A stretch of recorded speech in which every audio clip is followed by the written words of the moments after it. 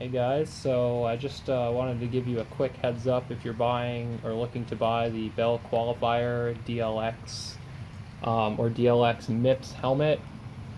Starting in 2020, Bell removed the side panel on this helmet, so you no longer can use the helmet with the Sena S10 or SMH10. I don't know if you guys can see that in the light. But yeah, so just be careful. Both Bell and I ordered this kit on RevZilla, and they market both the helmet and the Sena together still on their page, but you're going to need this additional clamp kit in order to use it with the helmet now.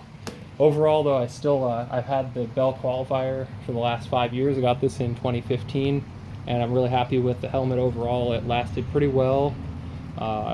Not too much wind noise for the price. I didn't think it was that bad of a helmet, so I decided to go ahead and get the new DLX version of the helmet. I think the interior is a lot better. It's got the Pro Tint shield, extra vents, and I'm going to keep the helmet even though it doesn't have the side door, just because I was happy that RevZilla stood behind the product. They actually sent me this clamp kit for free because of the advertisement there. So overall, just giving you guys a heads up.